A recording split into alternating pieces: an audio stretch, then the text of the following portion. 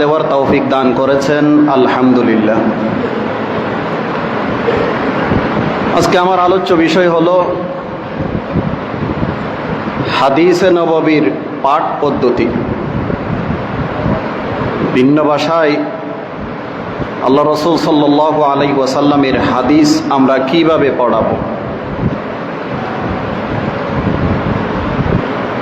হাদিস রসুল সাল্লাল্লাহু আলাইহি ওয়াসাল্লামের পাঠ শুধুমাত্র একটা জিনিস ছাত্রদেরকে শিখিয়ে দেওয়া নয়, বরং এটি হলো আল্লাহ রসুল সাল্লাল্লাহু আলাইহি ওয়াসাল্লামের বাণী এবং জীবন দ্বারা জীবন ব্যবস্থা ছাত্রদের কাছে পৌঁছে দেওয়ার একটি বড় আমানত। সেই জন্য একজন মুহাদ্দিস, একজন হাদিসের শিক্ষক যখন হাদিসের শিক্ষা দিবে তখন তার মধ্যে মৌলিক কিছু উপাদান, মৌলিক কিছু সিফাত, গুণাবলী, বৈশিষ্ট্য থাকা প্রয়োজন। একজন মুহাদ্দিস যে সমস্ত সিফাতের অধিকারী হওয়া অত্যন্ত প্রয়োজনীয়, তার মধ্যে এক নাম্বার হলো আল ইখলাস। আল্লাহকে রাজি খুশি করার জন্য হাদিসের দর্স দিতে হবে। ছাত্রদের কাছ থেকে বাহবা পাওয়া যদি উদ্দেশ্য হয়, নিজের দল ভারী করা যদি উদ্দেশ্য হয়, সুনাম সুখ্যাতি অর্জন করা যদি উদ্দেশ্য হয়, যাহাবাত বারাকাতুল ইলম, ইলমের বরকত চলে যাবে। আর ইখলাস পূর্ণ দর্স যেটা আছে সেটা ছাত্রদের মধ্যে সবচেয়ে বেশি প্রভাব ফেলে। দুই নাম্বার গুণ যেটা থাকা প্রয়োজন সেটি হলো আল ইলমুস সহিহ আল মাউসুক বিহি। মুহাদ্দিসের কাছে যিনি হাদিস পড়াবেন তার মধ্যে সহিহ ইলম থাকতে হবে, গ্রহণযোগ্য ইলম থাকতে হবে, যে সহিহ গ্রহণযোগ্য ইলমের মাধ্যমে সে ইবারত বিশুদ্ধভাবে পড়তে পারে। মুহাদ্দিস ওয়াজ করে কিন্তু হাদিস এইভাবে পড়ে, ইয়া মাশারাশ শাবাব মান ইসতাতা মিনকুমুল বাআতা ফালিয়াতাযাওয়াজ ফাইন্নাহু আগাদ্দু লিল বসর ওয়া আহসানু লিল ফরজ। লিল ফরজ না, এটা লিল ফরজ। মান ইসতামা ইলা হাদিসি কওমিন ওয়া হুম লাহু কারিহুন সুব্বা ফি উযুনিহিল আনুকু ইয়াউমাল কিয়ামা। এক মুহাদ্দিস পড়তেছে সুব্বা ফি উযুনিহি লিআন্নাহু ইয়াউমাল কিয়ামা। এইরকম যেন না হয়। আল ইলমুস সহিহ আল মাউসুক বিহি মুহাদ্দিসের থাকা প্রয়োজন। সহিহ ইলম, গ্রহণযোগ্য ইলম, যে ইলমের মাধ্যমে সে ইবারত বিশুদ্ধ পড়তে পারে, হাদিসের তাখরিজ করতে সক্ষম, হাদিসের দরজা সহিহ হাসান জয়ীফ বর্ণনা করতে সক্ষম, এবং আরবি উর্দু ফার্সি শুরুহাত ঘেঁটে হাদিসের ব্যাখ্যা ছাত্রদের সামনে সুন্দরভাবে উপস্থাপন করতে সক্ষম, সেই রকম ইলমের অধিকারী হতে হবে। তিন নম্বর গুণ হলো হুসনুল বয়ান, সুন্দর উপস্থাপনার শক্তি তার মধ্যে থাকতে হবে। সুন্দর উপস্থাপনার বৈশিষ্ট্য হলো ভাষা সুন্দর হওয়া, ছাত্রদেরকে উদাহরণ দিয়ে বোঝানো। নাম্বার তিন, রব্তুল হাদিসে বিল ওয়াকে, বাস্তবতার সাথে হাদিসকে মিলিয়ে ছাত্রদেরকে বোঝানো। এই তিনোটা জিনিস যদি পাওয়া যায় তাহলে হুসনুল বয়ান হয়ে যায়। চতুর্থ নাম্বার গুণ হলো আল কুদওয়াতুল আমালিয়া। ওস্তাদের মধ্যে যিনি হাদিস পড়াবেন, মুহাদ্দিস, হাদিসের শিক্ষক, তার মধ্যে আমল থাকতে হবে। সে মুক্তাদা, সে ছাত্রদের জন্য মডেল।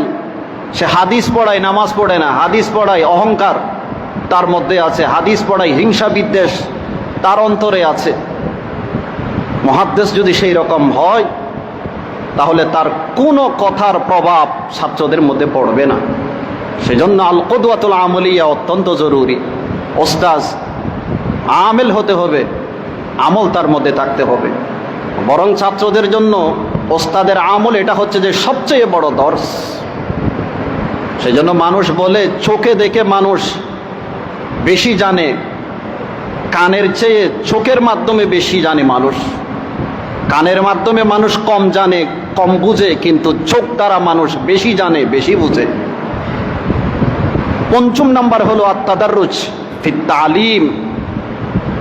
হাদিসের যখন ওস্তাদ তালিম দিবে, শিক্ষা দিবে, দাফে দাফে পড়াতে হবে। 3 দিনের সবক যেন একদিনে পড়াইয়া না দেয়, দাফে দাফে পড়াতে হবে। তখন গিয়ে আপনার দর্শটা ফলপ্রসূ হবে, ছাত্ররা আপনার থেকে ইস্তেফাদা করতে পারবে।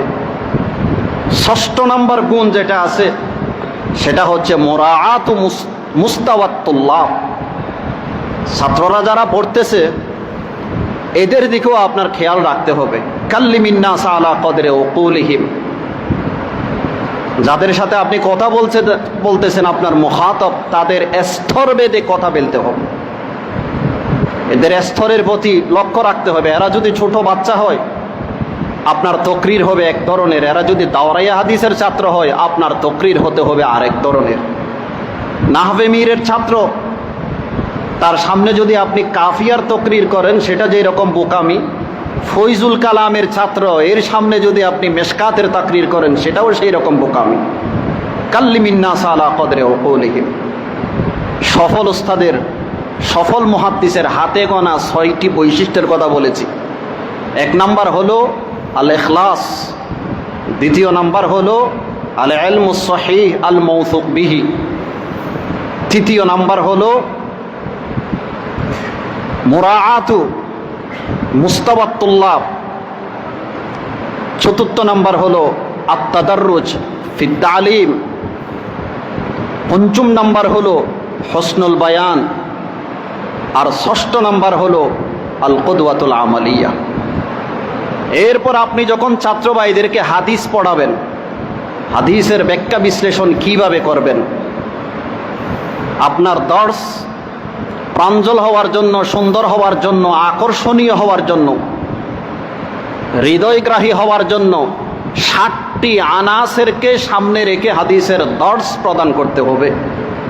এই 60টি আনাসেরকে সামনে রেখে যদি, মৌলিক উপাদান 60টি, এগুলোকে সামনে রেখে যদি আপনি হাদিসের দর্শ প্রদান করতে পারেন, আপনার দর্শ হবে আকর্ষণীয় দর্শ, হৃদয়গ্রাহী দর্শ। 1 নাম্বার অনুমান হলো তাসহিহুল আখতা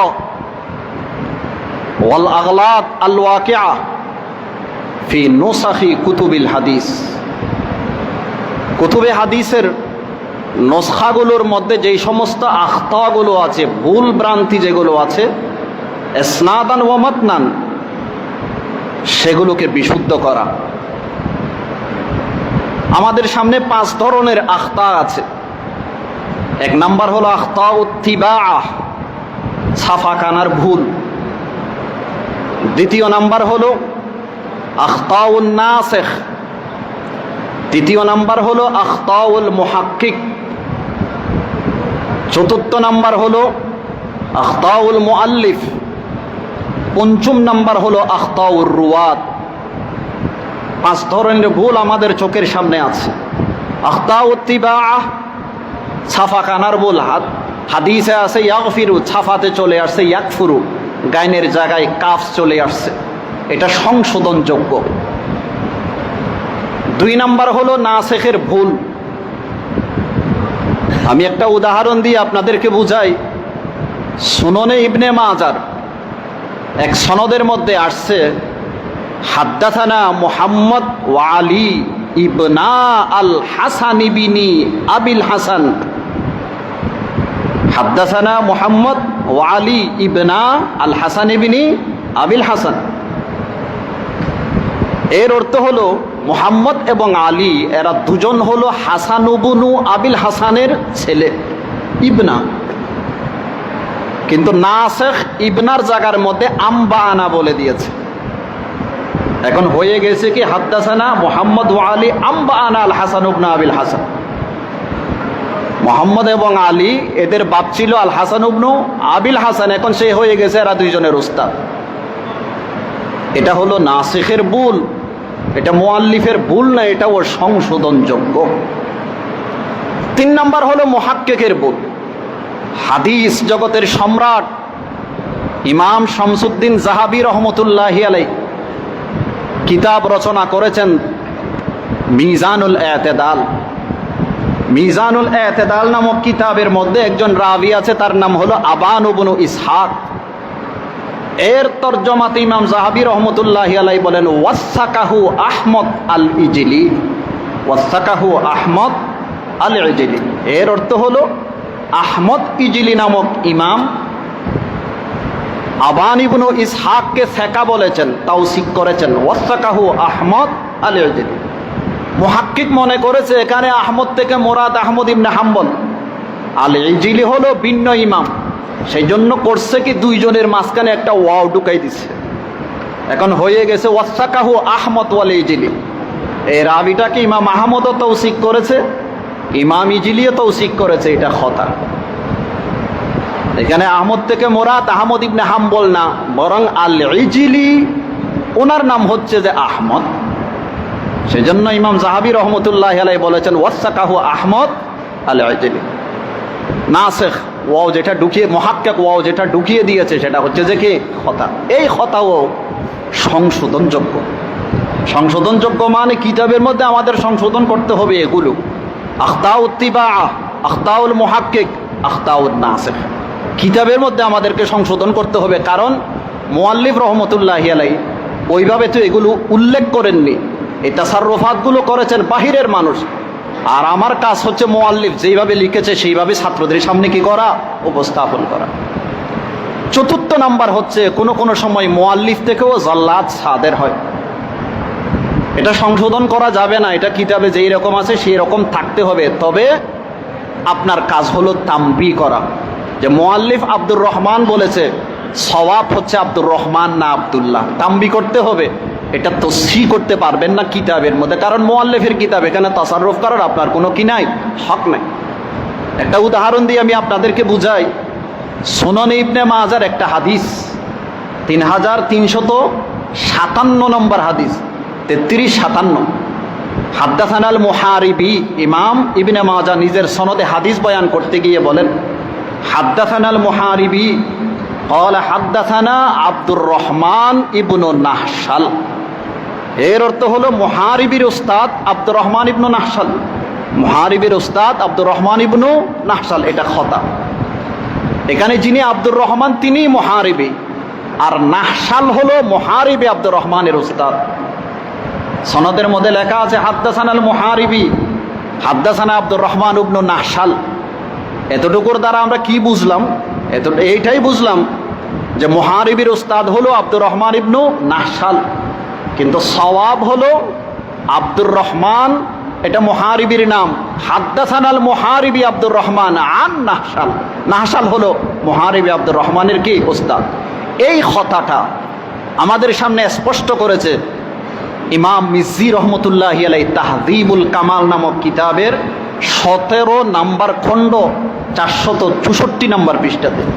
তিনি বলেছেন হাকাযা ওয়াকা ইনদাহু ফি জামিইর রিওয়ায়াতি আনহু ওয়া হুয়া ওয়াহমুন ফাহিশুন ওয়া তাখলিতুন কবিহুন ওয়াস-সাওয়াবু আনিল মুহারিবি আব্দুর রহমান আন নাহশাল, ওয়াস-সাওয়াবু আনিল মুহারিবি আব্দুর রহমান আন নাহশাল। এখানে আব্দুর রহমান মুহারিবির উস্তাদ না, বরং আব্দুর রহমান ইনি হলেন যে মুহারিবি, আর নাহশাল হলো কি উস্তাদ। মুআল্লিফ থেকে যে সমস্ত জাল্লাতগুলো সাদের হয় এগুলো তসহিহ করার কোনো সুযোগ নাই, যেরকম আছে সেরকমই থাকবে, কিন্তু আপনি তামবি করতে হবে এখানে এইভাবে লেখা আছে, তবে সওয়াবটা হলো এই, দলিল হলো এই, দলিল হলো এই। সর্বশেষ 5 নাম্বার, সেটা হলো আখতাউর রুয়াত। এটা সম্পূর্ণ ভিন্ন জিনিস। আখতাউর রুয়াত মানে হাদিসের বর্ণনাকারী যারা আছে এরাও মাঝে মধ্যে হাদিসের মধ্যে ভুল করে থাকেন, এটা ইলালের বাবের মধ্যে দাখিল। তার মানে একটা হাদিসের মধ্যে মাদারুল ইসনাদ আছে, সব সনদ গিয়ে যে রাবিতে একত্রিত হয় তাকে বলা হয় মাদারুল ইসনাদ। কোনো সময় দেখা যায় মাদারুল ইসনাদ থেকে বিপরীত মুখে হাদিস বর্ণিত, একবার এইভাবে বর্ণনা করেছে, একবার এইভাবে বর্ণনা করেছে। এই ইখতিলাফটা কেন হয়? কোনো সময় ইখতিলাফটা মাদারুল ইসনাদ থেকে হয়, কোনো সময় ইখতিলাফটা মাদারুল ইসনাদের যে তালামিজ আছে তালামিজ থেকে হয়।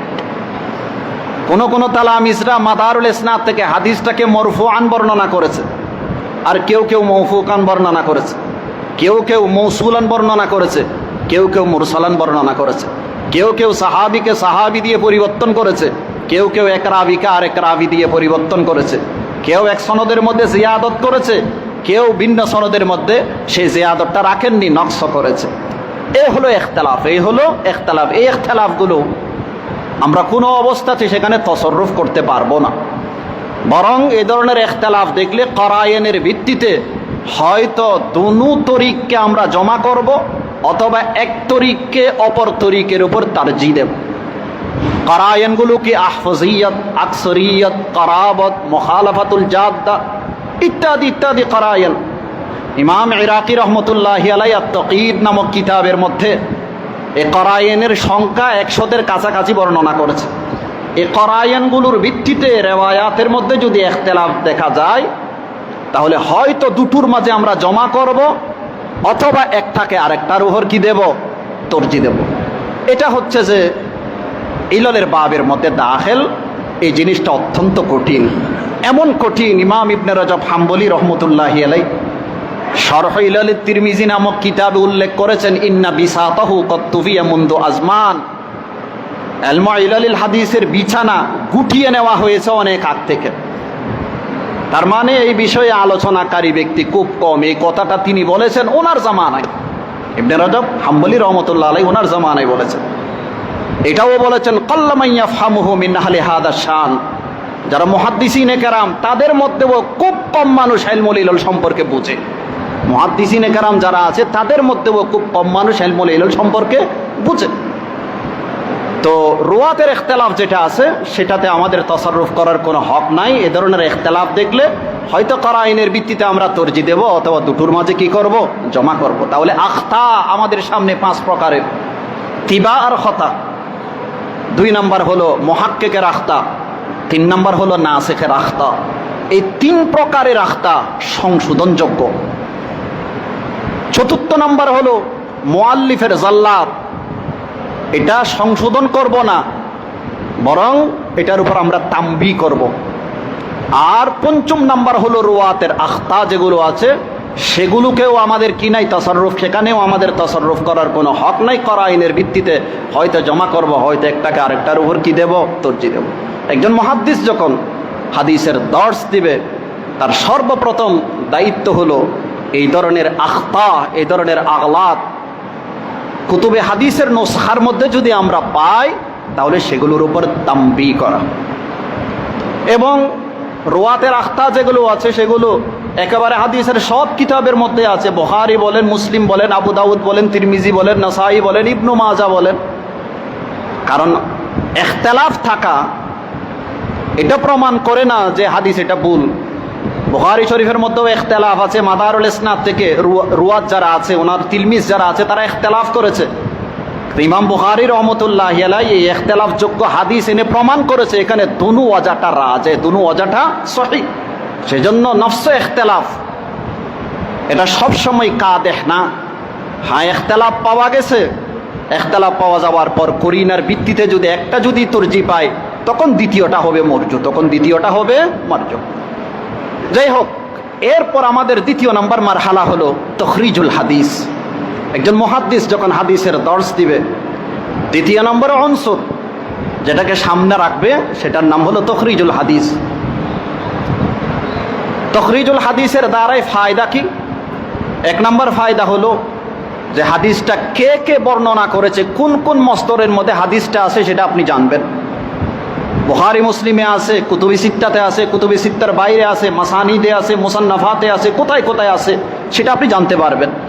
নাম্বার 2, রাবি আলাকে সাহাবি না তাবি সেটা আপনি জানতে পারবেন। নাম্বার 3, কোন সনদের মধ্যে যদি মুদাল্লিস রাবি থাকে, তদলিসের শোভাকে জালা করা সম্ভব হয় তখরিজুল হাদিসের মাধ্যমে। নাম্বার 4, সনদের মধ্যে যদি মুখতালিত কোন রাবি থাকে, তখন তার ইখতিলাতের জবাব দেওয়াও সম্ভব হয় তখরিজুল হাদিসের মাধ্যমে। নাম্বার 5, আসানিদের মধ্যে যদি রুয়াতের কোনো ইখতিলাফ থাকে, যেটাকে ইল্লাতে খফিয়া বলা হয়, সেটাও জানা সম্ভব কিসের মাধ্যমে? কিসের মাধ্যমে? তখরিজুল হাদিসের মাধ্যমে। আরেকটা হলো আলফাজের মধ্যে যদি শব্দগত কোনো পার্থক্য থাকে সেটাও জানা সম্ভব। আপনি যখন তাখরিজ করবেন তখন দেখবেন এক হাদিসে আছে মান গস্সা ফালাইসা মিন্নি, আরেক হাদিসে আছে মান গস্সানা ফালাইসা মিন্না। শব্দগত তারতম্য সেটা জানাও সম্ভব। আরেকটা হলো ইখতিসার এবং তফসিল, কোন জায়গায় ইখতিসার আকারে এসেছে হাদিস, কোন জায়গায় মুফাসসাল আকারে এসেছে সেটাও জানা সম্ভব। সাথে সাথে হাদিসের যদি কোনো শানে নজুল থাকে তখরিজের মাধ্যমে সেটা জানাও সম্ভব। যেমন মান গস্সা ফালাইসা মিন্নি, হাদিসের পিছনে একটা শানে নজুল আছে। শানে নজুল হল আল্লাহ রসুল সাল্লাল্লাহু আলাইহি ওয়াসাল্লাম একদিন বাজারে গেলেন, খাবারের যে স্তূপ আছে, এক ব্যক্তি খাবার বিক্রি করতেছে, স্তূপের ভিতরে আল্লাহ রসুল হাত ঢুকিয়ে দিয়েছে, রাসূলের হাতের মধ্যে বিজা লেগেছে। আল্লাহ রসুল জিজ্ঞাসা করলেন মা হাদা ইয়া সাহিবাত তাআম, হে বিক্রেতা, উপরে শুকনা ভিতরে বিজা কেন?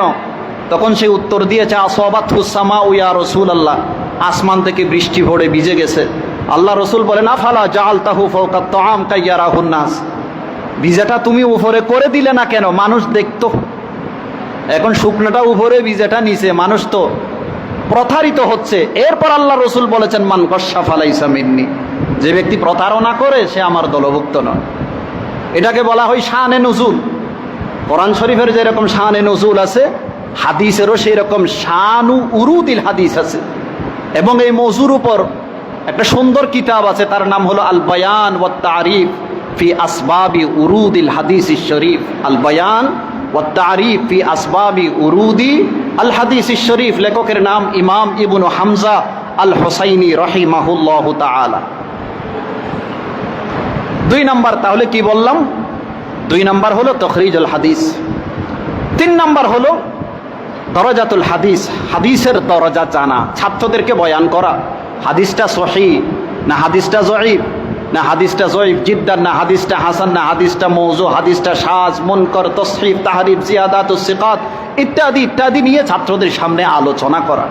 এখন এগুলো আমি করব কোত্থেকে? হয়তো আইম্মায়ে কেরামের আকওয়ালগুলো নকল করব। তিরমিজি রহমতুল্লাহ আলাইহি হাদিসের হুকুম লাগাইছে, আমি বলবো ইমাম তিরমিজি হাদিস সম্পর্কে সহিহ বলেছে। ইমাম মুনজিরি রহমতুল্লাহ আলাইহি আত-তারগিব ওয়াত তারহিব নামক কিতাবের মধ্যে হাদিসের হুকুম বর্ণনা করেছে, এই হুকুমটা নকল করব। বর্তমানে হাফেজ ইবনে হাজার আসকালানী রহমতুল্লাহি আলাইহি হাদিসের উপর যে হুকুমগুলো লাগাইছে সবগুলোকে একত্রিত করে একটা মৌসুয়া বের করেছে মুআসিররা, সেটার নাম হলো মৌসুয়াতুল হাফেজ ইবনে হাজার আল হাদিসিয়া। 6 খণ্ড ইবনে হাজার আসকালানী যত হাদিসের উপর হুকুম লাগাইছে এক জায়গায় জমা করে দেওয়া হয়েছে। ঠিক তেমনিভাবে ইমাম শরফুদ্দিন নওয়াবী রহমতুল্লাহি আলাইহি হাদিসের উপর যে হুকুমগুলো বর্ণনা করেছে সেগুলোও একত্রিত করে দেওয়া হয়েছে কিতাবের মধ্যে। ইবনে রজব হাম্বলী রহমতুল্লাহি আলাইহি হাদিসের উপর যে আহকামগুলো বর্ণনা করেছে বর্তমানে 3 মুজল্লদে ছেপে এসেছে। মুসনাদে আহমদ ইবনে হাম্বল 52 খণ্ড, শুআইব আরনাউত রাহিমাহুল্লাহু তাআলা রাহমাতান ওয়াসিআ ওয়া জাআলাল জান্নাতা মাথওয়া, উনি এই 52 খণ্ডের মধ্যে প্রায় 30,000 হাদিসের মধ্যে হুকুম লাগাইছে। আপনি যদি নিজ থেকে হুকুম বর্ণনা করতে না পারেন, আইম্মায়ে কেরামের এই আহকামগুলো আপনি বর্ণনা করেন, যদি আপনার হাদিস এখানে থাকে, যদি আপনার হাদিস এখানে থাকে। তো হাদিসের হুকুম জানাতে আমার ফায়দা কি হবে? 1 নম্বর ফায়দা হলো সহিহ সুন্নাহ অনুযায়ী আমল করা সম্ভব হবে। মওযু এবং জাল হাদিস যেগুলো আছে সেগুলো থেকে বেঁচে থাকা সম্ভব হবে।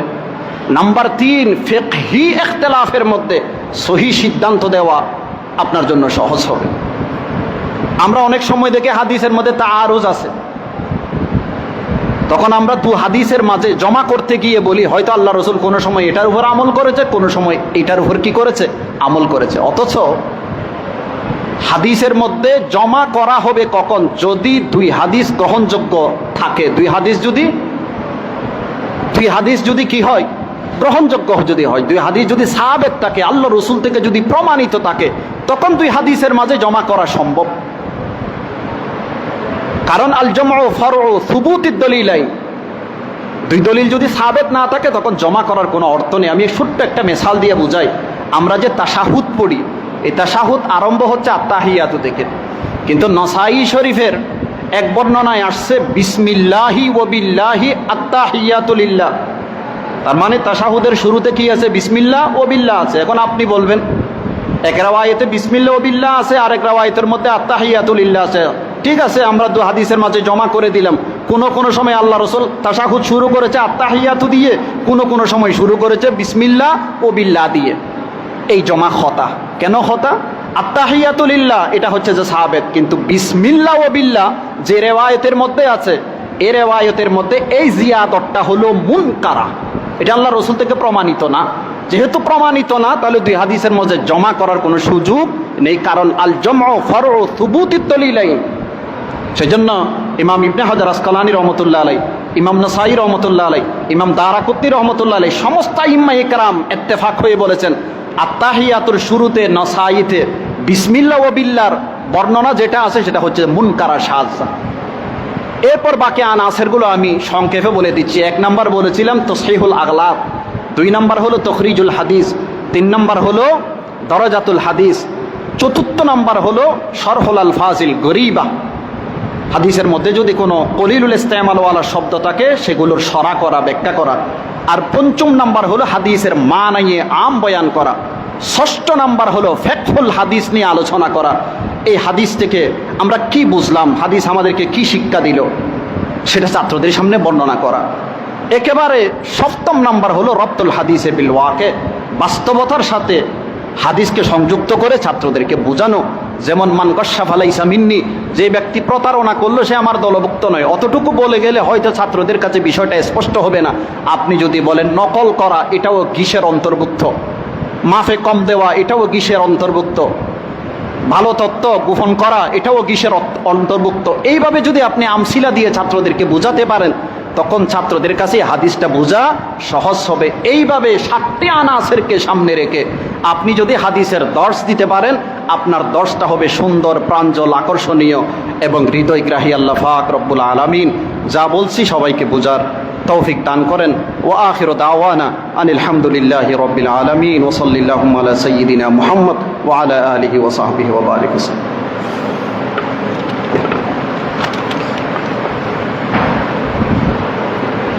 এবার আমাদের সামনে সংক্ষিপ্ত আকারে নসিহা পেশ করবেন কুমিল্লা থেকে আগত হযরত মাওলানা ইয়াকুব সাহেব, বারাকাল্লাহু ফি হায়াতি।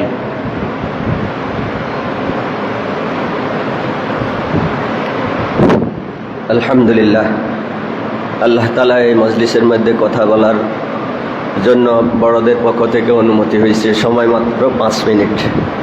আমাদের তাদরিবুল মুআল্লিমিনের উদ্দেশ্য লক্ষ্যের মধ্যে হলো আমাদের এই তালিম, দ্বীনের তালিমকে তরক্কি ইয়াফতা করে নেওয়া, এটা হলো উদ্দেশ্য। যদি তরক্কি না হয়, যদি তানাজ্জুলি হয়, এটা হলো আমাদের সবচাইতে বড় পরাজয়। আমাদের তরক্কি হবে যেমন নাকি সর্বপ্রথম কোরআন তেলাওয়াত নুরানি থেকে লইয়া হুফাজুল কোরআন, এর মধ্যে কোরআন তেলাওয়াতের শুদ্ধিকরণ হয়। আমাদের সর্বপ্রথম এই দিকে খেয়াল করতে হবে। দাওরা হাদিস ফারেক হইয়া যায়, পরে কি ওয়ারাইতান্না সাইয়াদখুলুনা, আর পরে কি আনতান ফাদা কালিমাতু রব্বি, এখানে যাই নিঃশ্বাস ফেলাই, পরে কি ফাদা কালিমাতু রব্বি। এরপরে এভাবে সামি আল্লাহর মধ্যে দাওরা হাদিস পড়েন না, সামি আল্লাহ কয়, আবার কয় সামি ইয়াল্লাহ।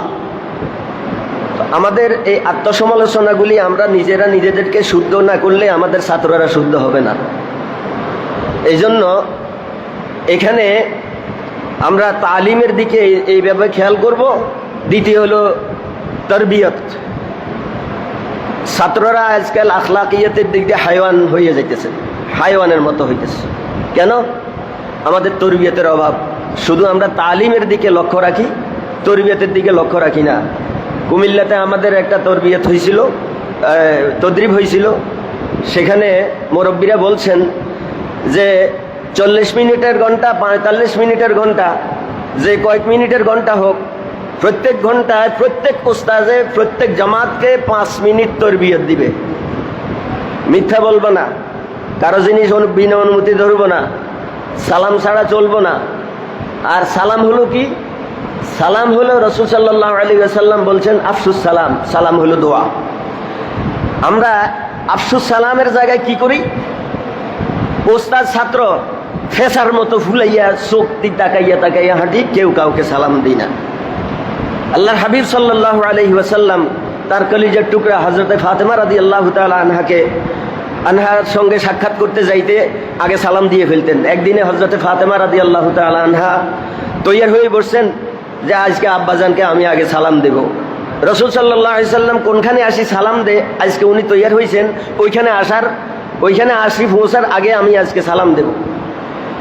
আজকে রাসূল সাল্লাল্লাহু আলাইহি ওয়াসাল্লাম যে জায়গা থেকে সালাম দিতেন এর আগে সালাম দিয়ে ফেলছেন। হযরতে ফাতেমা রাদিয়াল্লাহু তাআলা আনহা বলেন, আব্বাজান আমি তো ঠকে গেছি। বলেন যে আমার কলিজার টুকরা ফাতেমা, কেমনে ঠকলা? কয় যে আমি আপনাকে কোনোদিন আগে সালাম দিতে পারি নাই। না, এটা আমার কাজ, এটা তোমার কাজ না। আল উলামাউ ওয়ারাসাতুল আম্বিয়া, ওলামারা নবীদের ওয়ারিস। কিসের ওয়ারিস? সুলুকে রাহে নবুয়ত ফুর আমান বেখতর, সুলুকে রাহে ওলায়ত ফুর খতর বে আমন। আমাদের মধ্যে আলেম দাওরা হাদিস ফারেক হইয়া গেছে, পর্দা নাই। সুন্নত তো দূরের কথা, পর্দা বিদায় হয়ে গেছে। আমাদের আত্মসমালোচনা করি যদি আমরা এই তদরিবুল মুআল্লিমিনের মধ্যে যদি আমরা এগুলি ঠিক করি না নিই, আর আমরা আমানতদার হইয়া কার? মুমিন মুসলমানের সন্তানদেরকে আমরা আনিয়া নিজের আমানতে রাখি, সুশিক্ষার জায়গায় কুশিক্ষা দিতেছি।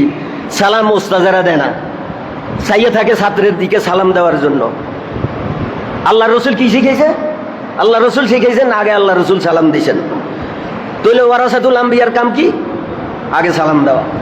ওয়ারাসাতুল আম্বিয়ার কাম হলো আগে সালাম দেওয়া। ওস্তাদ আগে সালাম দিবে, তখন ছাত্রের মুখে সালামের খই ফুটবে। খই বুঝেননি? খই, এই যে আগের দিনে দান দিয়ে খই ফুটাইতো, কথা বুঝে আসছেন? তাহলে হবে ইফশাউস সালাম। অনেক কথা আছে, সময় হলো 5 মিনিট। 5 মিনিট থেকে মনে হয় 6 মিনিট হয়ে গেছে। আল্লাহ তাআলা আমাদের সকলকে আত্মসমালোচনা করিয়া, নিজেকে শুদ্ধ করিয়া ছাত্রদেরকে শিক্ষা দেওয়ার তৌফিক দান করুন। ওয়া আখির দাওয়ানা আলহামদুলিল্লাহি রাব্বিল আলামিন। মুহতারাম হাজরিন, এই পর্যায়ে আমাদের সামনে অত্যন্ত গুরুত্বপূর্ণ নসিহা পেশ করবেন অত্র জামিয়ার শাইখে সানি হযরতুল আল্লাম জনাব মাওলানা হাফেজ শোয়াইব